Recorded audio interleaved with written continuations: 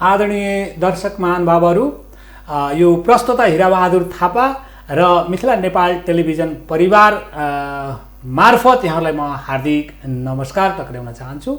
र यो मिथिला नेपाल टेलिभिजनबाट सञ्चालित कृषि बहस, जुन एउटा यो नयाँ बहसको सुरुवात हामीले गरेका छौँ र यो सुरुवातीलाई यहाँहरूले कस्तो ठान्नु भएको छ र विशेष गरेर यो कृषि बहस सञ्चालन गर्नुको मुख्य उद्देश्य भनेको के हो भने हामीले भन्ने गर्छौँ नेपाल एउटा कृषि प्रधान देश हो, तर के भइरहेको छ यहाँ भने कृषि प्रधान त भनिन्छ तर सबै हामी खाद्य पदार्थहरूमा हामी आश्रित छौँ। नेपालको भूमि, नेपालको चाहिँ जमिनहरू बाँझो पल्टिएर गइरहेको छ, तर देश कृषि प्रधान भइरहेको छ र हामीले खाद्य पदार्थ निर्यात आयात गरिरहेका छौँ। यो कस्तो कृषि प्रधान देश हो र यसको लागि अब छलफल बहस हुन आवश्यक छ कि छैन? कृषिमा आत्मनिर्भर हुनुपर्छ कि पर्दैन? अहिले जुन परम्परागत जुन प्रविधि छ त्यसमा परिवर्तन गर्न आवश्यक छ कि छैन? यस्तै विविध विषयहरूमा हामीले चाहिँ नि त्योसँग सम्बन्धित विज्ञहरूबाट निरन्तर बहस चलाइरहेका छौँ र आज पनि मिथिला नेपाल टेलिभिजनले त्यही बहसको लागि हामी यहाँहरू माझ उपस्थित भएका छौँ। अब यो कृषि कार्यक्रम अहिले 7 बजेबाट प्रत्यक्ष प्रसारण भइरहेको छ। यहाँहरूलाई कस्तो लाग्छ? र आजको एकजना यस्तो व्यक्तित्व हामीले लिएर यहाँ आएका छौँ र उहाँ कृषि क्षेत्रसँग नितान्त जिम्मेवार हुनुहुन्छ। पोलिसी मेकरदेखि अब कृषि प्रविधि भित्र्याउने र कृषि प्रविधिलाई नवीनतम कसरी बनाउने, यस्ता यी विविध कुराहरूमा आज हामी उहाँसँग छलफल अगाडि बढ्दैछौँ, लिएर छलफलमा हामी आइरहेका छौँ। यहाँहरूलाई कस्तो लाग्छ? उक्त व्यक्तित्व हुनुहुन्छ निर्मल गदाल र निर्मल गदाल भनेको यो कौशी खेतीसँग सम्बन्धित व्यक्तित्व पनि हुनुहुन्छ र उहाँ कृषि विज्ञ पनि हुनुहुन्छ। अब यहाँहरूको माझ हाम्रो निर्मल गदाल मार्फत हामी प्रत्यक्ष रूपमा जोडिएका छौँ र यो कार्यक्रमबाट हेर्ने सम्पूर्ण हामी दर्शक अथवा श्रोता वर्गमा हाम्रो यो आग्रह छ कि यहाँहरूलाई यो कार्यक्रम कस्तो लाग्छ, निर्मल गदालज्यूको भनाइ यहाँहरूलाई कस्तो लाग्छ, त्यसमा हामीलाई चाहिँ कमेन्ट गरिदिनको लागि हामी हार्दिक अनुरोध गर्छौँ। कमेन्टको लागि हाम्रो युट्युब ठेगाना हो www.youtube/mtv Nepal 4K। अब यसमा यहाँहरूले चाहिँ नि सब्सक्राइब गर्दै कमेन्ट लेखिदिनु भयो भनेदेखि पक्कै पनि हामीले निर्मल गदालज्यू जुन कृषि विज्ञ हुनुहुन्छ र उहाँ गभर्मेन्टको नेपाल सरकारको एउटा चाहिँ नि सेकेन्ड क्लास अफसर पनि हुनुहुन्छ र यही प्रविधिसँग प्रत्यक्ष जोडिएको व्यक्तित्व पनि हुनुहुन्छ। पक्कै पनि उहाँलाई सुझाव र हामीलाई पनि सुझाव दिनुहुनेछ भन्ने आग्रहका साथ अब म उहाँलाई यस कार्यक्रम मार्फत हार्दिक स्वागत गर्दछु। गदाल सर, यहाँलाई हस्, धन्यवाद हरि सर यो अवसरको लागि। धन्यवाद सर। म हरि सर भन्दा पनि म हिराबहादुर थापा, हिरा सर हजुर यहाँ आइदिनु भयो र यति बेलासम्म बसिदिनु भयो, धैर्यता पनि यहाँले चाहिँ साधिदिनु भयो। पक्कै पनि यो तपाईँ हाम्रो कर्तव्य पनि हो, ठिक छ, र हामीले गर्नुपर्ने पनि हो। अब सर, मैले यहाँसँगै सम्बन्धित जुन कौशी खेतीमा यहाँ एकदम तल्लीन हुनुभएको कुरा मैले बुझेँ, त्यस अनुसार मैले कौशी खेती भनेको के रहेछ, अहिले सहरी क्षेत्रमा विशेष गरेर यो कौशी खेती चाहिँ नि निकै लोकप्रिय बन्दै गएको छ भन्ने कुरा हामीले सुन्यौँ र त्यसलाई जुन विशेष गरेर काठमाडौँ उपत्यकाको कौशी खेतीको निरीक्षण निगरानी यहाँले गरेको कुरा हामीले बुझेको हुनाले यहाँलाई हामीले निमन्त्रणा गरेका थियौँ, यहाँ आइदिनु भयो। यहाँलाई धन्यवाद दिँदै यो कौशी खेती सहरमा लोकप्रिय बन्दैछ, यसको पृष्ठभूमि र यसका चाहिँ के छन् र कौशी खेती कस्तो प्रविधि हो, यसको बारेमा सरको बुझाइ राखिदिनुहोस् न सर। के छ भनेदेखि यहाँले अघि पृष्ठभूमि भनिसक्नु भएको छ कि कौशी खेती भनेको चाहिँ एउटा सहरी कृषिको एउटा अङ्ग हो यो। हजुर हजुर। र अहिले पछिल्लो समय जुन यो महामारीको हामी चपेटाबाट हामी गुज्र्यौँ, हजुर, त्यो बिचमा चाहिँ अहिले के देखियो ट्रेन्ड भन्दाखेरि संसारभरि नै यो नेपालमा मात्र होइन, काठमाडौँ मात्र होइन कि संसारभरिका सहरहरूमा सहरी कृषिले एउटा स्वरूप ग्रहण गर्दैछ अहिले। त्यही क्रममा काठमाडौँ उपत्यकामा पनि हामीले त्यो मतलब यो सहरी कृषिको कार्यक्रममा यो हाम्रो महामारीभन्दा धेरै अगाडिदेखि नै सुरु गरेका छौँ अभियानको रूपमा होइन। तर यो बिचमा चाहिँ यसको माग चाहिँ एकदमै बढ्यो। र अब कौशी खेती भन्नाले के त भन्दाखेरि नेपाली नामै कौशी भनेपछि कौशीमा गरिने खेती। अहिले के छ भने काठमाडौँमा हाम्रो पछिल्लो तथ्याङ्क अनुसार 8 लाख घरहरू काठमाडौँ, भक्तपुर, ललितपुर गरेर उपत्यकामा करिब त्यति घरहरू छन्। र हामीले त्यसलाई चाहिँ अनुमानित रूपमा हिसाब गर्दाखेरि करिब 1,50,000 रोपनीको छत चाहिँ हामीसँग छ। होइन 1,50,000 रोपनी छत हामीसँग छ। अब हामी के भन्दैछौँ भनेदेखि जस्तो अहिले पछिल्लो समय खास गरिकन खाद्यान्नमा आत्मनिर्भरताको विषयले प्रधानता पाएको छ होइन। त्यस्तै गरेर कृषिको सन्दर्भमा कुरा गर्दाखेरि अहिले के छ भने कृषि र मानव स्वास्थ्य चाहिँ प्रत्यक्ष रूपमा जोडिएको हुनाले अब कस्तो खानेकुरा खाँदा ठिक होला भन्ने अर्को बहस छ होइन। यी सबै सन्दर्भमा हेर्दाखेरि अहिले कौशी खेती चाहिँ हामीलाई के हो भने कौशी खेती मार्फत चाहिँ घरको आयु पनि बढ्ने, घरको सजी सजावट पनि बढ्ने होइन। र घरबेटीको या चाहिँ त्यो घरमा बस्ने मान्छेको घर ओनरको मनोवैज्ञानिक सुदृढीकरण पनि यस मार्फत हुने। अब वातावरण सम्वर्धनमा यसले चाहिँ महत्त्वपूर्ण भूमिका खेल्छ होइन। त्यस्तै गरेर सहरी कृषिको अर्को पक्ष भने के त भन्दाखेरि हामीले जहिले पनि सहरी कृषिमा कौशी खेती गर्दाखेरि स्थानीय जातका रैथाने जातका चाहिँ बालीहरू लगाउने गर्छौँ हामी। त्यसले गर्दाखेरि जैव विविधताको संरक्षणका कुराहरू यी सबै कारणले गर्दाखेरि अहिले काठमाडौँ उपत्यकामा कौशी खेतीको माग अर्थात् चाहिँ काठमाडौँवासीको कौशी खेतीप्रतिको आकर्षण र यसको महत्त्वको बोध अहिले चाहिँ एकदमै धेरै भएको छ। र यो चाहिँ खास गरिकन हामीले यो कौशी खेतीको अभियान चाहिँ गत आर्थिक वर्षमा हामीले सुरुवात गऱ्यौँ यसलाई एउटा अभियानकै रूपमा। र पछिल्लो समय हेर्दाखेरि के देखियो भने यो कौशी खेती चाहिँ अब हाम्रो पनि धारणा, नीतिगत धारणा के हो भनेदेखि जहाँ जे उत्पादन गर्न सकिन्छ त्यहाँ त्यही उत्पादन गरौँ भन्ने होइन। जस्तो हाम्रो नेपालको कृषि प्रणाली हेर्दाखेरि 3 खालको कृषि प्रणाली हामी देख्न सक्छौँ।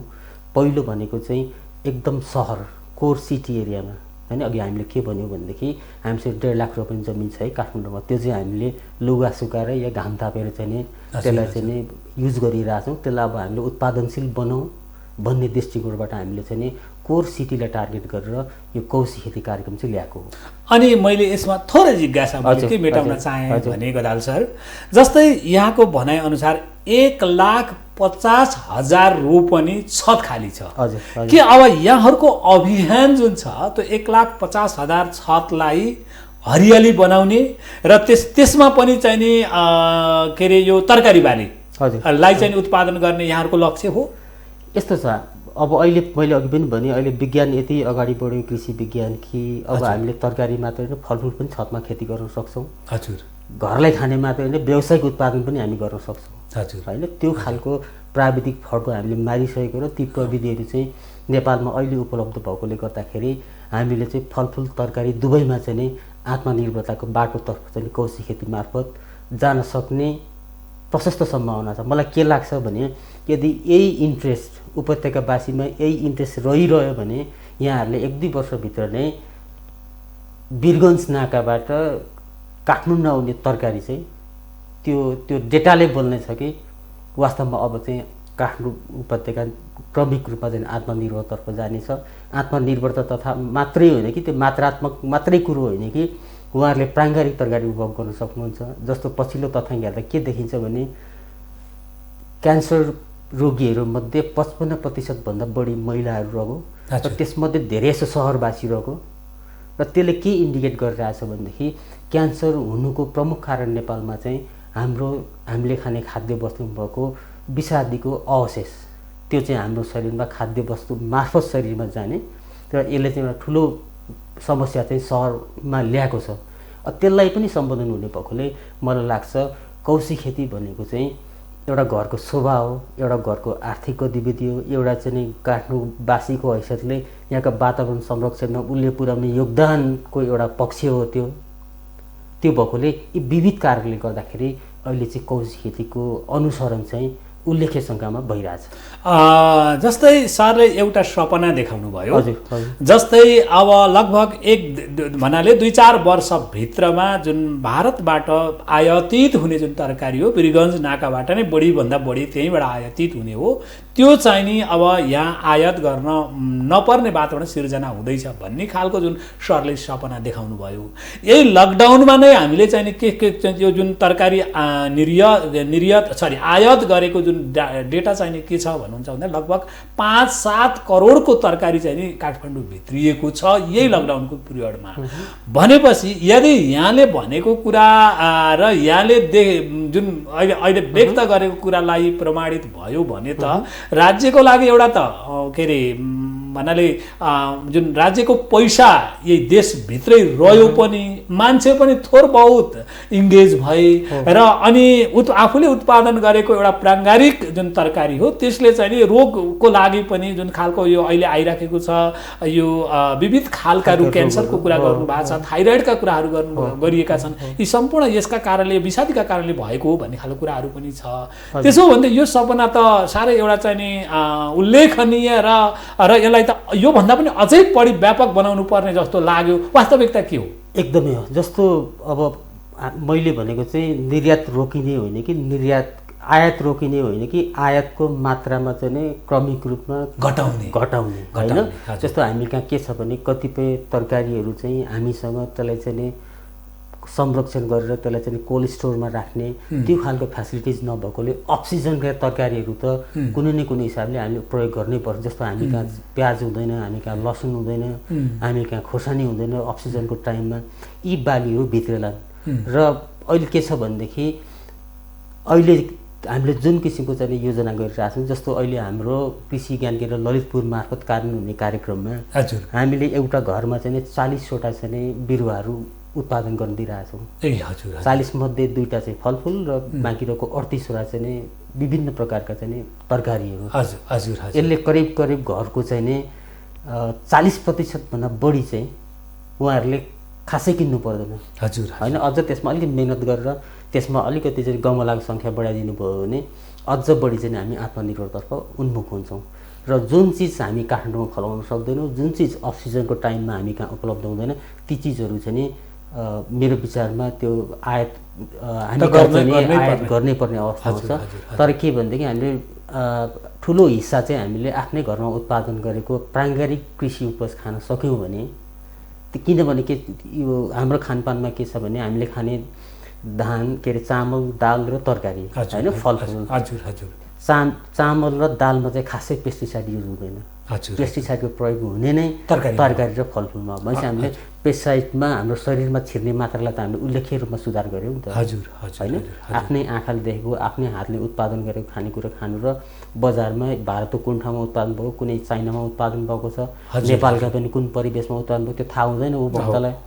उपभोक्ताले जब आफै उत्पादन गरेर खान थाल्नुहुन्छ त्यसको स्वादै फरक पर्ने, त्यसप्रतिको माया हुने, त्यसले चाहिँ के हुन्छ भन्दाखेरि उहाँहरूलाई एडिसनल बेनिफिट, मैले उत्पादन गरेको चिज मैले खान पाछु, यो स्वास्थ्यकर छ भन्ने भित्री मनबाट फिलिङ हुने भएकोले त्यसले चाहिँ थप स्वास्थ्यमा चाहिँ नि प्रभाव पार्छ। पक्कै पनि। अब यहाँहरूको जुन अभियान छ त्यो अभियानलाई साथ दिनको लागि, त्यसलाई सफल बनाउनको लागि जुन मिथिला नेपाल टेलिभिजनद्वारा सञ्चालित जुन कृषि कार्यक्रम छ, हाम्रो कृषि बहस कार्यक्रम छ, यो पनि यहाँकै साथमा रहनेछ। आज मैले हाम्रो निर्मल गदाल सरसँग यो प्रतिज्ञा पनि गरेँ। हामी यहाँ धन्यवाद, एकदमै धन्यवाद। अब मैले अर्को जिज्ञासा लिएर आउँदैछु यहाँसँग। जस्तै यो कौशी खेती गर्नको लागि विशेष गरेर कस्तो ठाउँ चाहिन्छ अथवा चाहिँ कस्तो ठाउँमा यो उपयुक्त हुन्छ, हावापानी अथवा घाम प्रकाशहरूको बारेमा पनि अलिकति यहाँले प्रश्न राखिदिनुहोस् न सर। यसमा के छ भने बिरुवालाई चाहिने भनेको एउटा चाहिँ नि हामी सोलर रेडिएसन भन्छौँ या इनर्जी, शक्ति होइन। त्यो भनेको हामी सूर्यबाट प्राप्त गर्छौँ भने चाहिँ बिरुवा उत्पादन गर्ने भन्ने बित्तिकै के हुनु पऱ्यो भने जति सक्दो लामो समयसम्म घाम लाग्ने ठाउँ हुनु पऱ्यो होइन। एउटा त्यो भयो। अनि अर्को चाहिँ के भनेदेखि बिरुवालाई चाहिने भनेको पानी, खाद्य तत्त्वहरू भए होइन। अनि बिरुवालाई हामीले खास गरेर कौशी खेतीमा चाहिँ के त भन्दाखेरि बर्खाको टाइममा पानीबाट जोगाउनु पऱ्यो होइन। अनि हिउँदोको टाइममा चाहिँ यो खास गरेर शीत बाट चाहिँ त्यो चिसोबाट जोगाउनु पर्यो होइन। पक्कै पनि। अब यस्ता वातावरणहरू भएको घरको जुनसुकै ठाउँमा पनि यसलाई हामीले सहजै गर्न सक्छौँ। अब त्यो जोगाउने तरिका के हुन सक्छन् त्यसको बारेमा पनि हो, हामीले त्यसमा पनि काम गरिरहेको छौँ अहिले। खास गरिकन अहिले चाहिँ हामीले यो चालु आर्थिक वर्षमा चाहिँ हाम्रो बजेटको लिमिटेसनको कारणले गर्दाखेरि अलिक हामीले प्रविधिमा अनुसन्धान गरिराखेकोले गर्दाखेरि यसपटक हामीले चाहिँ नि छतमा चाहिँ त्यो बिरुवालाई पानीबाट जोगाउनको निमित्त ग्रिन हाउसको स्ट्रक्चर बनाउने काम हामीले यसपटक गरेनौँ। अब हामी यस चालु आर्थिक वर्षबाट त्यो सुरु गर्न सक्छौँ। त्यसले चाहिँ के गर्छ भने बिरुवालाई चाहिँ नि अत्याधिक वर्षाबाट चाहिँ जोगाएर राख्छ होइन। अब त्यसलाई हामी के सोचिरहेको छौँ भने पछि हिउँदोमा पनि बिरुवालाई अत्याधिक चिसोबाट जोगाउनको निमित्त त्यो क्षेत्र कोशी क्षेत्रलाई चाहिँ हामीले युभी प्लास्टिकको माध्यमबाट छोपेर राख्न सक्यौँ भनेदेखि शीत र चिसोबाट जुन बिरुवालाई तुषारहरूबाट जुन नकारात्मक प्रभाव पर्छ त्यसलाई पनि हामी चाहिँ नि जोगाउने गरी प्रविधि चाहिँ हामी अब काठमाडौँवासीहरूलाई चाहिँ नि हस्तान्तरण गर्दैछौँ यो चालु आर्थिक वर्षबाट। अनि जस्तै त्यो बनाउनको लागि यहाँले जुन त्यो ग्रिन हाउस अथवा चाहिँ जुन त्यो ट्रान्सप्यारेन्ट जुन प्लास्टिकको कुराहरू यहाँले गर्नुभएको छ त्यो त फेरि कस्टको हिसाबले त निकै खर्चालु हुन्छ होला नि। हो, जस्तो अहिले त यहाँहरूले अघि पनि कुरा उठाउनु भएको थियो अलिकति कौशी खेतीको सबै राम्रै मात्रै छन् होइन। कौशी खेतीले घरको आयु बढाउने, अक्सिजनको मात्रा बढाउने, सहरमा चाहिँ मतलब ग्रिनरी चाहिँ डेभलप गर्ने सबै फाइदै फाइदा छ।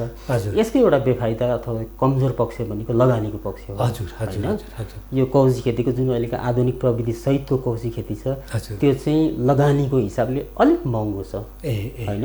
तर यद्यपि काठमाडौँ उपत्यकामा घर भएका सहरवासीहरूको लागि त्यो खासै ठुलो पैसा पनि होइन। जस्तो अहिले हामीले करिब हामीसँग 30,000 देखि 35,000 रुपियाँ लगानी गऱ्यौँ भने चाहिँ 5 जनाको परिवारलाई चाहिँ नि मजाले पुग्ने तरकारी 2-4वटा फलफुलका बोटहरू हामी चाहिँ नि छतमै लगाउन सक्छौँ।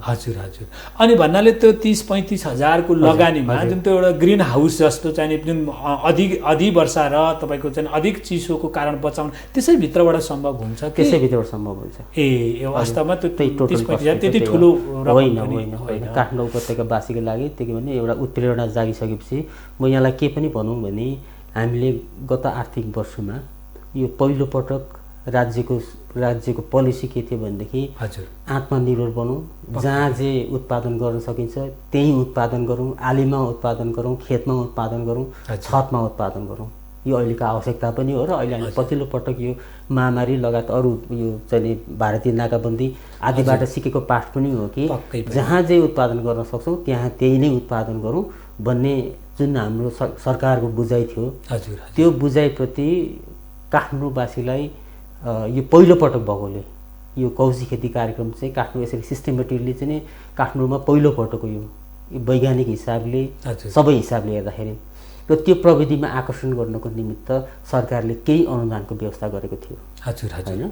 अब यसपटक जस्तो के थियो भनेदेखि गत आर्थिक वर्षमा हामीले करिब 1000 घरधुरीमा चाहिँ नै कौशी खेती कार्यक्रम सञ्चालन काठमाडौँ उपत्यकाभित्र हामीसँग 2000 को लक्ष्य थियो। तर यो महामारीले गर्दाखेरि त्यो चाहिँ घरैभित्र गएर काम गर्नुपर्ने भएकोले कतिपय छानिएका सहरवासीहरूले आफ्नो स्वास्थ्यको चाहिँ चेतनाको कारणले उहाँहरूले बनाउनु भएन र पछि हामीलाई चाहिँ नि बनाउन सक्दैनौँ भनेर जानकारी दिनुभयो। तर अर्को इन्ट्रेस्टिङ पक्ष के छ भने यही अवधिमा हामीले 1000 गऱ्यौँ भनेदेखि काठमाडौँमा करिब 10,000 घरहरूले चाहिँ आफैले विभिन्न सेवा प्रदायकहरूसँग सम्पर्क गरेर आफै कौशी खेती बनाउनु भएको छ उहाँहरूले आफ्नै लगानीमा।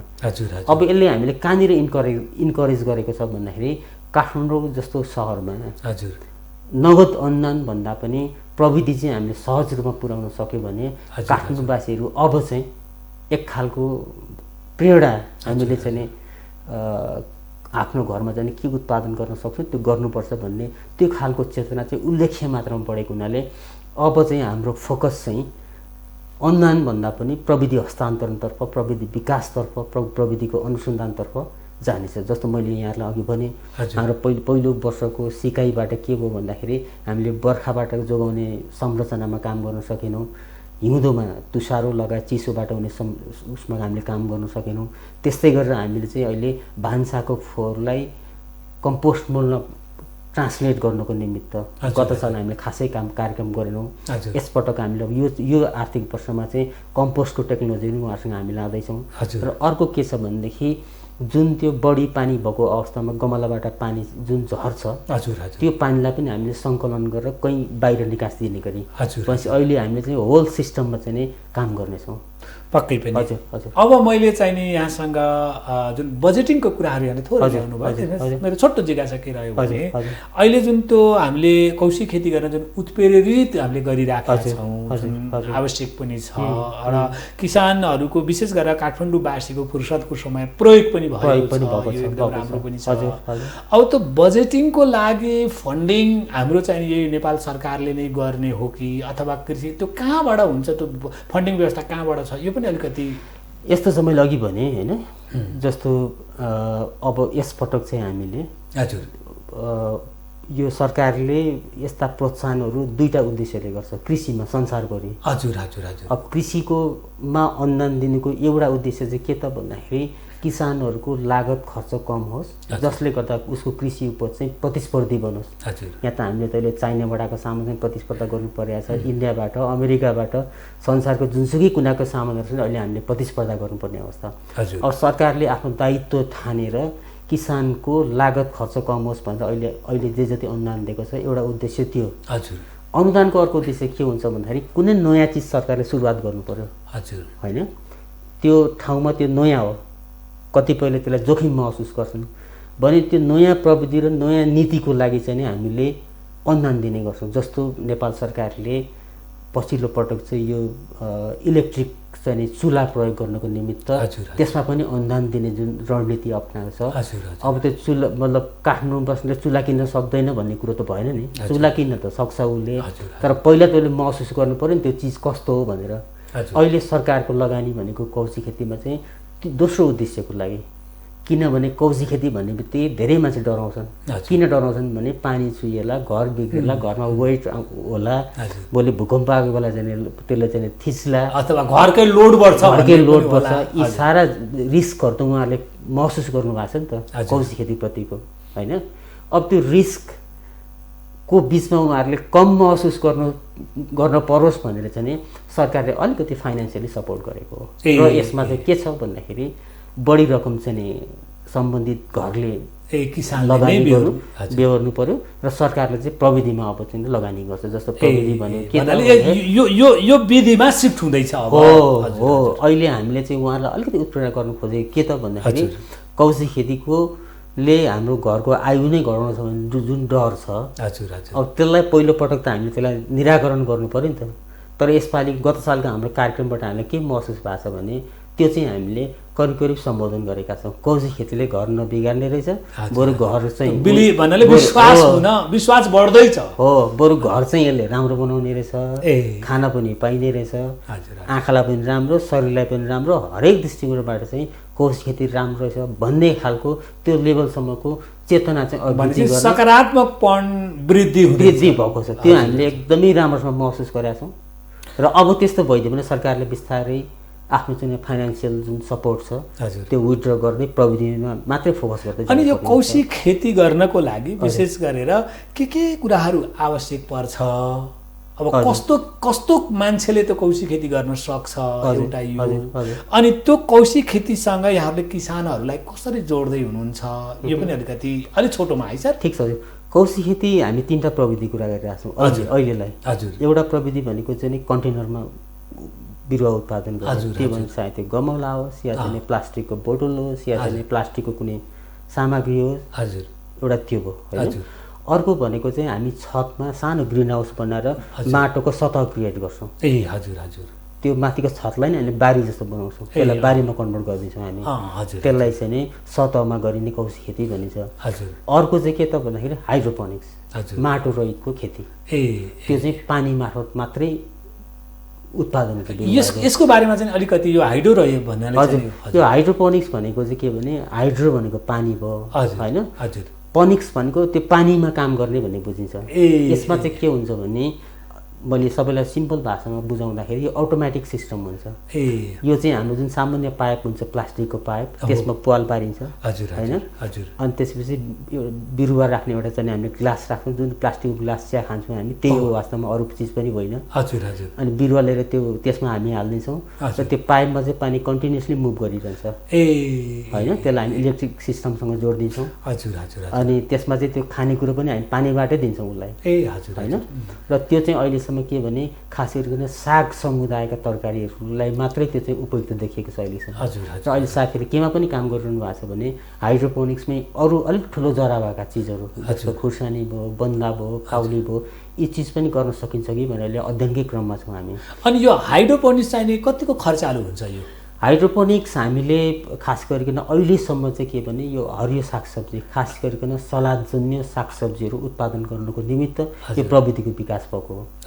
र अहिले हामीले अहिलेको अवस्थामा चाहिँ करिब हामीले 20 देखि 25 हजार खर्च गऱ्यौँ भने 4 देखि 5 जनालाई पुग्ने साग भने एक सिजनमा साग वा सलाद चाहिँ पुग्छ उहाँहरूलाई। तर त्यसमा हाम्रो फेरि नेपालीहरूको बानी हाम्रो ह्याबिट कस्तो छ भने हामीलाई विभिन्न प्रकारका तरकारीका भेराइटीहरू चाहिने भएकोले अहिले त्यसको मतलब पपुलारिटीको हिसाबले चाहिँ अहिले धेरै यसो काठमाडौँवासीहरूले चाहिँ नि त्यो कन्टेनर फार्मिङ र सोइल सर्फेसमा गरिने फार्मिङ दुईटा मन पराउनु भएको छ। मलाई लाग्छ अबको दिशा भनेको चाहिँ त्योसँगै हाइड्रोपोनिक्स पनि जोड्नुभयो भने साग पनि हुने भयो अनि अरू विभिन्न प्रकारका तरकारीहरू पनि हुने भयो। अनि त्यो भनौँ न 25-30 हजारको कुरा जुन सरले कुरा गर्नुभयो यो प्रत्येक वर्ष त्यति खर्च गर्नुपर्ने हो कि एकपटक? होइन यो सबै यो कौशी खेतीको अर्को राम्रो पक्ष के भने एकचोटि गरिसकेपछि त्यो फेरि चाहिँ लगानी गरिरहनु पर्दैन। जस्तो भन्नु अघि तपाईँले प्रश्न सोध्नु भएको थियो कौशी खेतीमा के चाहिन्छ भने होइन अब एउटा चाहिँ त्यो हामीले चाहिँ नि एउटा छत चाहियो सर्फेस चाहियो अलिक घाम लाग्ने हावा खेल्ने ठाउँ चाहियो होइन त्यसपछि चाहिँ नि गमला चाहियो है त्यो गमला हामीले मूलत चाहिँ अहिले चाहिँ त्यो प्लास्टिक गमला त्यसलाई हामी ग्रोइङ ब्याग भन्छौँ। त्यसपछि बिरुवालाई चाहिने खानेकुरो चाहियो होइन त्यो खानेकुरो पनि हामीले कौशी खेतीमा चाहिँ अहिले माटो रहित कौशी खेती हो हाम्रो प्रविधि चाहिँ त्यसलाई चाहिने बिरुवालाई चाहिने खानेकुराहरू चाहियो। त्यसपछि बिरुवालाई पानीको आवश्यकता पर्छ हामी थोपासी चाहिँ जडान गर्नु पर्यो त्यहाँ होइन अनि त्यस्तै गरेर चाहिँ बिरुवालाई खानेकुरो बिस्तारै हामी चाहिँ के भनेदेखि बाहिरको चाहिँ अनि यो माटो रहित चाहिने प्राङ्गारिक हुन्छ कि हुँदैन सर? माटो रहित प्राङ्गारिक हुन्छ त्यो भयो त्यसमा प्रयोग गर्ने भने गडेउला मल र अरू कम्पोस्ट मलहरू र त्यसपछि चाहिँ यो कोकोपिट भन्ने हुन्छ एउटा होइन यो दुईटा मिक्स गरेर बनाउने हो। त्यो चाहिँ एकदमै वेटै हुँदैन त्यसको चाहिँ धेरै कम वेट हुन्छ होइन त्यो भएकोले इरिगेसन सिस्टम त्यसपछि ग्रिन हाउस सिस्टम त्यसपछि बिरुवाको खानेकुरो त्यसपछि बिरुवा राख्ने स्ट्यान्ड बिरुवालाई त कहीँ राख्नु पऱ्यो नि त होइन यी संरचनाहरू यसलाई आवश्यक पर्छ। त्यसमध्ये सधैँलाई हुने 20औं वर्ष हुने चाहिँ के त भन्दाखेरि बिरुवा राख्ने भाँडो त्यो जुन स्ट्यान्ड हुन्छ होइन त्यो सधैँलाई हुने भयो एकचोटि। अनि यो इच्छुक किसानहरू जुन हुनुहुन्छ नि इच्छुक किसानहरूलाई जस्तै अब कल्पना गरौँ सर र आज सरको र मेरो बिच आज हाम्रो चाहिँ प्रत्यक्ष संवाद भइरहेको छ मिथिला नेपाल टेलिभिजनको कृषि बहस मार्फत। अब हामी यो कल्पना गरौँ ल यही कार्यक्रम हेरेर केही चाहिने किसानहरूलाई यो कौशी खेती गर्ने इच्छा जागेर आयो भनेपछि अनि उहाँहरूलाई चाहिने जुन यो कौशी खेती यसरी गर्नुपर्छ अथवा सम्पर्कमा आउनु पर्यो भने उहाँहरू कसरी चाहिँ सम्पर्कमा आउने के गर्नुपर्छ त्यसको लागि? यस्तो छ अहिले हामीले त्यसको नोटिस पनि निकालेका छौँ पब्लिक नोटिस आएको छ। यसपटक हामीले चाहिँ 500 घरधुरीमा मात्रै यसलाई गर्ने गरी उपत्यकाभरिमा 500 घरधुरीमा गर्दैछौँ हामी। त्यो किन भन्दाखेरि अहिले चाहिँ जागरुकता बढिसक्यो। गत साल हामीले 2000 गर्ने भन्यौँ हामीले 2000 गर्ने भनेको तर काठमाडौँ उपत्यकावासीहरूले आफैले आफ्नै खर्चमा आफ्नै चाहिँ मेहनतमा 10,000 चाहिँ इन्स्टल गर्नुभयो भनेपछि अब सूचनाको मात्रै अभाव हो कि भन्ने हिसाबले हामीले यसपटक घटाएका छौँ। यसलाई हामीले 500मा ल्याएका छौँ र अहिले त्यो सूचना निस्केको छ भदौ 12 गतेसम्म त्यो चालु रहनेछ म्याच छ भदौ 12 गतेसम्म र त्यसमा त्यो कार्यविधिमा के छ भने एउटा वार्डमा चाहिँ 25वटा घरधुरीहरू मिलेर संयुक्त रूपमा एउटा टोली नेता छानेर त्यो टोली नेता चाहिँ हाम्रो कार्यालयमा सम्पर्कमा आउनु पर्यो होइन उहाँ आइसकेपछि सबैजना आउनु परेन 25 जनाको चाहिँ टिम बनाउने समूह बनाउने त्यसको एउटा टोली नेता छान्ने अनि टोली नेताले चाहिँ हामी कहाँ सम्पर्क गर्ने। अब मैले सरसँग ल जस्तै कौशी खेतीका जुन एउटा यहाँ विज्ञ पनि हुनुहुन्छ त्यही विषय पढ्नुभयो, त्यही क्षेत्रमा अहिले सेकेन्ड क्लास चाहिने नेपाल सरकारको एउटा चाहिने सेकेन्ड क्लास चाहिने यहाँ अफसर पनि हुनुहुन्छ र हामीलाईकोमा यहाँ आइदिनु भयो। अब यहाँले धेरै कुराहरू फाइदा मात्रै जनाउनु भएको छ। अब म चाहिँ एउटा पत्रकारको नाताले के भन्नुपर्छ भने फाइदामा मात्रै डुब्ने कुरा त नहोला नि त, यसका बेफाइदा पनि केही छन् कि छैनन्, ती बेफाइदा छन् भने पनि अलिक छोटोमा राखिदिनुहोस् न सर। होइन, मैले अघि भने बेफाइदा भनेको हजुर यसको सुरुको इन्स्टलेसन कस्ट चाहिँ आइछ। हजुर हजुर होइन हजुर कतिपयको लागि हाई हुनसक्छ। जस्तै मैले अघि यहाँहरूलाई भने 30,000 देखि 35,000 रुपियाँ खर्च हुने भएकोले हजुर यो महँगो छ अलिकति। हजुर हजुर होइन यसको बेफाइदा भनेको त्यति हो। अरू बेफाइदा मैले लिटरेचरमा पढ्दा पनि भेटाएको छैन।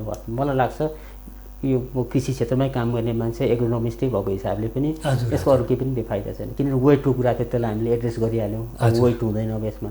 छत फोहोरलाई के भन्ने थियो त्यसलाई पनि हामीले कन्ट्रोल गऱ्यौँ। होइन अब सधैँ मल किन्नु पर्ला कि भन्ने थियो, त्यो पनि हामीले कम्पोस्टबाट सम्बोधन गर्दैछौँ। हजुर हजुर होइन अब पानी हाल्न झन्झट होला कि भन्ने त्यसलाई हामीले थोपा सिँचाइबाट दिँदैछौँ। होइन त्यो भएकोले कहीँ पढ्दा पनि यहाँले चाहिँ यसको नेगेटिभ नकारात्मक पक्ष पाउनुहुन्न। अब मैले यहाँसँग के गरेँ भने जस्तै अब यहाँहरूले जुन यो कौशी खेती सञ्चालन गर्नुभयो, जुन लामो समय पनि भएको छैन तर आकर्षण चाहिँ एकदम बढेको कुरा पनि यहाँले गर्नुभयो। सङ्ख्यात्मक रूपले चाहिँ नि हालसम्म कति सङ्ख्याले चाहिँ नि यो फाइदा यहाँको रेकर्डमा कति सङ्ख्याले चाहिँ नि यसबाट फाइदा लिनु भएको छ एउटा कुरो, र एउटा चाहिँ नि कृषि विज्ञको नाताले यसको भविष्य यहाँले कस्तो देख्नु, कृषि खेतीको भविष्यको बारेमा यहाँले कस्तो देख्नु भएको छ यो पनि बताइदिनुहोस् न। काठमाडौँमा हामीले जस्तो जुन हामीले प्रणालीगत रूपमा काम गऱ्यौँ नि। हजुर हजुर कम्पोस्ट होइन, त्यसपछि चाहिँ स्ट्रक्चर, हजुर त्यसपछि बिरुवाको खानेकुरो, हजुर त्यसपछि बिरुवासहित होइन, त्यसपछि त्यति मात्र होइन अझ हामीले चाहिँ ग्रिन हाउसको समेत परिकल्पना गर्दैछौँ। यो खालको प्रणालीगत रूपमा काम भएको चाहिँ गत आर्थिक वर्षबाट सुरु भएको। हजुर जस्तो छतमा खेती गर्न चलन थियो नि त, हामीले बोरामा पनि खेती गरेको देखेकै छौँ। होइन त्यो पानी जमेको पनि देखेकै छौँ। आफ्नो जाने अनुसार गर्नु भएको छ उहाँहरूले। त्यस्तो घरधुरी हेर्दाखेरि 50-60% घरमा केही न केही रोप्नु भएको छ उहाँहरूले। तर यसरी जुन वैज्ञानिक हिसाबले र जुन आधुनिक प्रणालीको हिसाबले चाहिँ हामी नयाँ छौँ। र यो लकडाउनको समयमा करिब लकडाउन समय र हाम्रो कार्यक्रम गरेर करिब 10,000 देखि 12,000 घरले चाहिँ काठमाडौँमा चाहिँ यो आधुनिक प्रविधि जडान गर्नुभएको छ। त्यो पुरानो होइन कि आधुनिक प्रविधि चाहिँ 10,000 देखि 12,000 घरधुरीले भन्नाले आफैले पनि जडान आफैले धेरै जडान गर्नुभएको छ। हजुर हजुर। अब मैले सरसँग आम किसानलाई दिने जुन एउटा कौशी खेतीको प्रविधि छ नि त्यो चाहिँ नि अलि न्यायोचित छैन है भन्ने खालका पनि यसो अब मिडियामा त आउँछन् नि त। अब यसप्रति कतिको न्यायोचित छ, यहाँले न्यायोचित गर्नु भएको छ छैन? एउटा यो कुन सन्दर्भमा एउटा प्रविधि दिने कुराहरूमा जुन सुविधाहरू दिने आफ्नो निकटलाई मात्रै दिने खालका कुराहरू पनि यस्ता आएका, यो त अलि न्यायोचित भएन कि भन्ने चाहिँ मैले यहाँसँग के हो यहाँ त्यो प्रविधिको एउटा जिम्मेवार एउटा व्यक्तित्व भएको हुनाले अब के छ यसमा त सुनाइमा कतिको सत्यता छ एउटा यो भयो। अनि त्यो प्रविधि हस्तान्तरण गर्दै गर्दाखेरिमा अलिकति चाहिँ यहाँ अनियमितताका कुराहरू पनि उठेका छन्। अब यहाँ भुक्तभोगी हुनुहुन्छ, यसलाई यहाँले चाहिँ नि कसरी आम कृषकलाई चाहिँ नि यहाँको भनाइ कसरी राख्नुहुन्छ? यस्तो छ के छ भनेदेखि अझ कौशी खेतीमा त म त्यो समस्या देख्दिनँ। हजुर हजुर हजुर। जब प्रतिस्पर्धाबाट माथि छनौट गर्नुपर्ने हुन्छ होइन, जस्तो गत साल के थियो 2000 छान्नुपर्ने ठाउँमा 3500 जनाको एप्लिकेसन थियो। हजुर हजुर होइन हजुर। सरकारले त हामीले 2000 छान भन्ने हुन्छ, त्यो बढ्दै गर्न पाइँदैन। हजुर 1500 आउट हुनु। अब के लाग्न सक्छ त्यतिखेर भन्दाखेरि यो एक खालको मिडियाले एउटा इमेज पनि बनाइदिएको छ। हेर्नुहोस् कस्तो भनेदेखि सधैँ नराम्रो मात्रै हुन्छ भन्ने होइन, तर त्यस्तो डेफिनेटली होइन। प्लिज हजुर केही न केही कमी कमजोरी रह्यो भने ती कमी कमजोरीहरू चाहिँ थोरै मात्र त्यो कमी कमजोरी जहिले पनि थोरै मात्रामा हुन्छ, त्यो धेरै मात्रामा राम्रै काम गर्ने प्रयास भएको हुन्छ होइन। छनौटको विषयमा हामीले छान्नु परेन भने जतिले आवेदन दिनुभएको छ उहाँहरू सबै पर्नुभयो। हजुर तर छान्नुपर्ने भयो भने चाहिँ हाम्रो मापदण्डभित्र चाहिँ उहाँहरू पर्नुपर्छ। हजुर हजुर अब जसको पनि बानी थियो, जो छनौट पऱ्यो उहाँहरू एकदमै खुसी हुनुहुन्छ होला, हजुर जो परेन उहाँहरू चित्त दुखाउनु भएको छ होला। यो मेरो समस्या होइन त्यो, हजुर हजुर किन हामीले सम्बोधनै गर्न नसक्ने समस्या हो त्यो। हजुर हजुर एउटा म त्यो देख्छु। अनि अर्को चाहिँ अब कतै अनियमितता भयो कि भनेर यहाँले भन्नुभएको छ। हजुर म के भन्छु त्यसमा भन्दाखेरि त्यो जुन हामीले कस्टिङ गरेका छौँ, कस्टिङ भनेर इस्टिमेट गरेका छौँ हामीले, हजुर होइन? हजुर फलामको बेन्च 4 वटा दिने, 40 वटा बिरुवा दिने, 30 किलो भर्मी कम्पोस्ट दिने, ड्रिप इरिगेसन सिस्टम इन्स्टल गर्ने भनेर जुन स्पेसिफिकेसन छ हाम्रो, त्यस ठ्याक्कै सङ्ख्यामा देख्नुहुन्छ। त्यहाँ कुनै कसैले दायाँ बायाँ गर्न सक्ने ठाउँै छैन, ए हजुर होइन? 4 वटा फलामको बेन्च दिने भनेको छौँ हामीले, होइन? जम्मा टोटल बजेट चाहिँ 20,000 रुपियाँ। मैले गएर प्रश्न सोद्धा पनि त्यो एउटा बेन्चीको चाहिँ 5,000 भन्छ। हजुर 5 चौको 20,000 त त्यही बेन्चीमा गयो नि। हजुर त्यो 40 वटा ग्रोइङ ब्याग कहाँबाट पाउनु, भर्मी कम्पोस्ट कहाँबाट पाउनु? अहिले जसले सेवा प्रदान गर्नुहुन्छ उहाँहरूले के भन्नुहुन्छ भन्दाखेरि हाम्रो आफ्नै फ्याक्ट्री भएकोले मात्रै सम्भव भयो।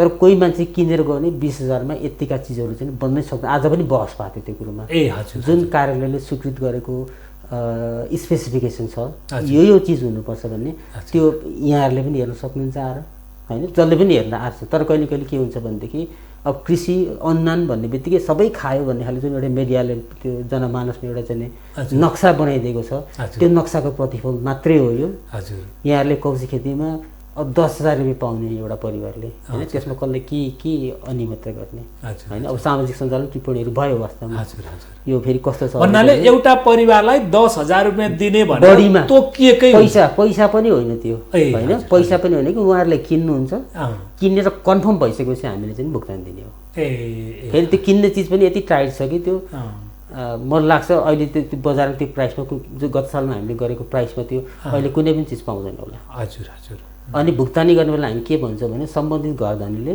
मैले 40 वटा ग्रोइङ ब्याग पाएँ, मैले 40 वटा बिरुवा रोपेँ, म कहाँ चाहिँ थोपासी चाहिँ इन्स्टल भयो, मैले यतिवटा बेन्ची पाएँ भने उहाँले त्यसमा सही गरेपछि मात्र हामीले चाहिँ भुक्तान दिने हो, होइन? भनेपछि कहिले कहिले त यहाँहरूले भन्नुभयो जस्तै अनुदानका कुराहरूमा, पैसा बाँड्ने कुराहरूमा त्यस्ता गतिविधिहरू हुँदैनन् भनेर म भन्दिनँ, हुन पनि सक्छ, होइन? हुँदैन भन्न सकिँदैन। तर कौशी खेतीको हकमा त्यो सम्भावना मैले देखेको छु। जस्तो हामीसँग चाहिँ काम गर्ने हाम्रो कलङ्कीको वडाध्यक्ष हुनुहुन्छ, उहाँ चाहिँ आफै पनि इन्जिनियर हो, स्वयं उहाँले त्यो कस्टिङ गर्नुभएको छ भनेपछि त्यो चाहिँ हल्ला मात्रै हो। किनभने त्यो एउटा एक खालको छाप बसेको छ। अनुदान दिने भन्ने बित्तिकै यहाँ घोटालै भयो भन्ने खालको जुन माइन्ड सेट छ हाम्रो, त्यसको उपज मात्रै, त्यो तथ्यपरक चाहिँ होइन त्यो। भनेपछि लगभग यस्ता कुराहरूमा जे कुरा भनिन्छ ती सबै भनेका कुराहरू त्यो हुँदैन त्यो, किनभने चित्त सबैको बुझ्दैन, नबुझ्नेले केही न केही चाहिँ हो। पक्कै पनि आदरणीय दर्शक महानुभावहरू, जुन हामीले एक खालको चाहिने गुनासाहरू सुनेका थियौँ, त्यो जुन न्यायोचित व्यवहार गरिँदैन भन्ने खालको कुराहरू पनि हाम्रो सुनाइमा आएको थियो र अलिकति चाहिँ नि आर्थिक अनियमितताका कुराहरू पनि हुन्छन् त्यहाँभित्र भन्ने खालका कुराहरू हामीले पनि विभिन्न मिडियाबाट सुनेको हो, जुन अनलाइन खबरहरू यताउता हुन्छन्। र त्यसमा सत्यता के कति हो भन्ने जुन हाम्रो जिज्ञासा यहाँले सुनिहाल्नुभयो र उहाँले जुन हाम्रो यो त्योसँग सम्बन्धित एकजना चाहिने जुन हाम्रो हुनुहुन्छ निर्मल गदाल सर, उहाँले चाहिने राम्रोसँग यहाँहरूलाई जानकारी गराउनु भएको छ। अब यो उहाँको भनाइलाई हामीले विश्वास गर्ने हो, यहाँहरूले विश्वास गर्नुभएको छ कि छैन गर्नको लागि मैले आग्रह गरेँ। यदि छैन भनेदेखि यहाँहरूले केही त्यस्ता कुराहरू थाहा पाउनु भएको छ भनेदेखि हाम्रो युट्युबमा चाहिँ नि गएर यहाँहरूले चाहिँ नि कमेन्ट लेखिदिनु होला। तर त्यो कमेन्ट चाहिँ हामी के आशा गर्छौँ भने अलिकति तथ्यपरक चाहिँ नि होस् आदरणीय दर्शक महानुभावहरू भन्नकै लागि भन्ने कुराहरूलाई हामी त्यति फोकस गरिँदैन। जे कुरा भनिएको छ त्यो तथ्यसँग आधारित भयो भने हामी पक्कै पनि त्यहाँनिर प्रश्न उठाउन छोड्ने छैनौँ। यो हाम्रो प्रतिबद्धता हो। लगभग अवसर हामी अन्तिमतिर पनि छौँ र एउटा जिज्ञासा छ।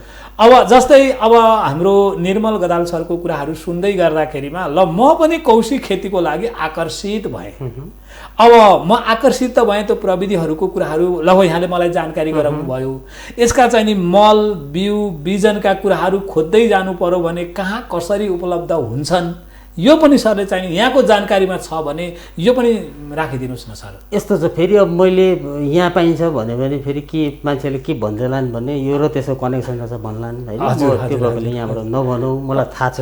हजुर अब के चाहिँ म सर्टली भन्छु भने एग्रोभेटहरूमा चाहिँ अधिकांश चिजहरू पाइन्छन्। आफ्नो नजिकको एग्रोभेट जहाँ चाहिँ कृषि उत्पादन सामग्री बिक्री वितरण हुन्छ र स्पेसिफिकल्ली यो कौजी खेतीमा सेवा प्रदायकहरू काठमाडौँ कहाँ छन् भनेर इन्फर्मेसन चाहियो भने यहाँहरूले हाम्रो वेबसाइटमा हामीले राखिदिन्छौँ होइन। उहाँहरूको टेलिफोन नम्बर सहित त्यहाँ सम्पर्क गरेर उहाँहरूले चाहिँ नि गर्न सक्नुहुन्छ। मैले त्यो वास्तवमा यो सम्पर्क नम्बर चाहिँ अहिलेसम्म वेबसाइटमा छैन, तर म बेलुका गरेर राखिदिन्छु उहाँहरूलाई। पक्कै पनि वेबसाइटमा राखिदिन्छु, तपाईँहरूलाई हाम्रो कार्यालयको वेबसाइटमा राखिदिन्छु। पक्कै पनि यहाँलाई धन्यवाद सर। अब हामी लगभग अब हामी छुटिँदैछौँ। हजुर जस्तै एकजना यहाँ नेपाल सरकारको एउटा चाहिँ अधिकृत हुनुहुन्छ, त्यसमा पनि सेकेन्ड क्लासको अधिकृत हुनुहुन्छ र यहाँको प्रविधि र हाम्रै कार्यक्रम सञ्चालन गरेको कुरा पनि हेर्नुभयो यहाँले र हाम्रो वार्तालाप पनि धन्दै चाहिँ हामीले 40-45 मिनट जति हामीले वार्तालाप गऱ्यौँ। अब यो कार्यक्रम यहाँलाई कस्तो लाग्यो एउटा कुरो, अर्को कुरो यो कार्यक्रम फर युवरको लागि यहाँले के सुझाव दिँदै यहाँ जान चाहनुहुन्छ सर? यस्तो छ, मलाई के लाग्छ अलि छोटो गर्नु है सर। मलाई के लाग्छ भनेदेखि यो एग्रिकल्चर सेक्टर चाहिँ मिडियाको प्राथमिकतामा केही समय अघिसम्म रहेन, अहिले बिस्तारै यसले प्राथमिकता पाउँदैछ र नेपालको मूल विषय भनेकै उत्पादनहरू त्यो कृषिहरू होइन। त्यो भएकोले यस विषयमा मन्थन गर्ने, यसका नकारात्मक कमी कमजोरी छन् भने त्यसलाई उजागर गर्ने, पक्कै पनि फेरि नकारात्मक मात्रै होइन कि सकारात्मक छ भने त्यसलाई पनि उजागर गर्ने होइन। त्यो हिसाबले सन्तुलित हिसाबले यहाँहरूले चाहिँ नि अब कृषिमा अत्यन्तै राम्रो काम पनि भएका छन्, कहिले कमी कमजोरी पनि भएको होला। तर अघि यहाँले हाम्रो समग्र पाठकहरूलाई भन्नुभयो चाहिँ तथ्यसहितको आलोचना पक्कै पनि उचित हुन्छ। त्यस्तो छ भने यहाँहरूले पनि तथ्यसहितको आलोचना गरिदिनु पर्यो। राम्रो काम भएको छ भनेदेखि त्यसलाई पनि बाहिर ल्याइदिनु पर्यो। निरन्तर बहस, खास गरिकन किसानको समस्याको विषयमा चाहिँ म यहाँहरूलाई के म अनुरोध गर्छु भनेदेखि जो साँच्चै पसिना बगाएर चाहिँ खेतमा काम गर्छ ती मान्छेहरूलाई पनि यहाँहरूले चाहिँ स्पेस दिनुपर्छ। पक्कै पनि किन हामी पढे लेखेको मान्छे र गर्ने मान्छेमा धेरै फरक पर्छ। पक्कै पनि हामीले चाहिँ सैद्धान्तिक कुरामा आफूलाई सीमित गर्छौँ भनेदेखि साँच्चै किसानका दुःख के हुन् त भन्ने कुरो चाहिँ म यहाँहरूलाई विनम्र के गर्छु भनेदेखि साँच्चै पसिना नै बगाउने मान्छेहरू लिएर तपाईँको समस्या के छ भनेर चाहिँ यहाँहरूले सोधिदिनु भयो भने अर्थात् त्यो खालको अन्तर्क्रिया हामीले आयोजना गर्न सक्यौँ भने साँच्चै एउटा चाहिँ फाइदा पुग्छ जस्तो लाग्छ। पक्कै पनि यहाँलाई धेरै धेरै धन्यवाद। यहाँले जुन खालको सुझाव दिनुभएको छ त्यो सुझावलाई हामी मनन गर्नेछौँ।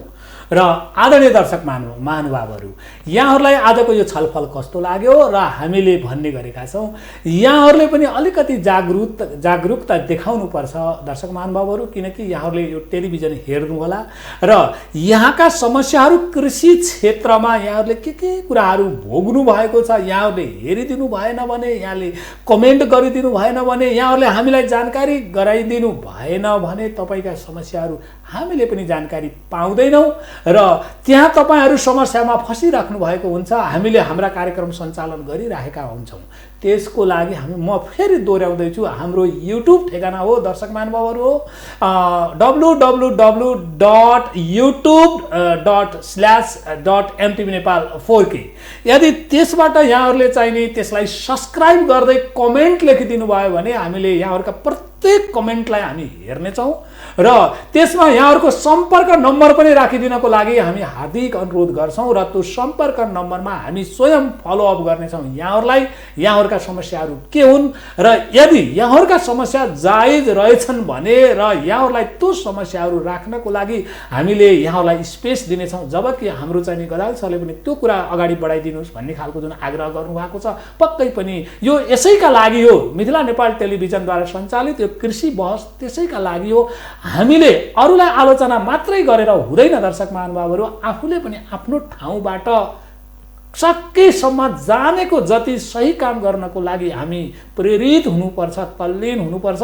यो कुरा हामी यहाँहरूलाई जानकारी गराउँदछौँ र फेरि म भन्छु जबकि हामीले अरूले यहाँ गरेन त्यहाँ गरेन यो भएन त्यो भएन यो खराब छ यो यस्तो छ भनेर जुन हामीले धेरै टिका टिप्पणीहरू गर्ने गर्छौँ, तर एकचोटि छातीमा हात राखेर मनन गरौँ तपाईँले चाहिँ के गर्दै हुनुहुन्छ। यदि तपाईँले आफूको छातीमा हात राखेर एकचोटि मनन गर्नुहोस्, तपाईँले जे कुरा भनिराख्नु भएको छ त्यसमा सत्यता कति छ र तपाईँ त्यो ठाउँमा हुनुभयो भनेदेखि तपाईँको धर्मले के भन्छ त्यो मनन गर्नुहोस्। यो मैले यहाँहरूलाई आग्रह गरेँ र फेरि यस्तै कार्यक्रमहरू लिएर यहाँहरू माझ भेट हुने बाचाका साथ अहिलेलाई म बिदा हुनुभन्दा अगाडि यहाँ सबैलाई मेरो आग्रह छ, खुसी रहनुहोस्, सुखी रहनुहोस्, स्वस्थ रहनुहोस् र सुखी रहनुहोस्। यो हाम्रो मिथिला नेपाल टेलिभिजनको आग्रह हो यहाँहरूलाई। र कोरोना भाइरस अहिले पनि बढिराखेको छ दर्शक महानुभावहरू, तर हामी खुला रूपमा हिँडेका छौँ। अलिकति आफूलाई सुरक्षित गर्नुहोस्, अलिकति आफूले हिँड्दाखेरिमा अलिक फिजिकल डिस्टेन्सहरूलाई याद गरिदिनु होला र सरकारले तोकेका मापदण्डहरूलाई पालना गरिदिनु होला। सरकारलाई मात्रै गाली गरेर, सरकारलाई धारे हात लगाएर मात्रै केही पनि हुँदैन। कम्तीमा पनि आफ्नो जीवन रक्षाको लागि सके जति आफूले नै प्रयत्न गर्नुपर्छ भन्दै यस्तै कार्यक्रममा पुनः भेट हुने बाचाका साथ अहिलेलाई म बिदा हुन्छु। हस्त नमस्ते। हेर्दै गर्नुहोस् मिथिला नेपाल टेलिभिजनको कृषि बहस।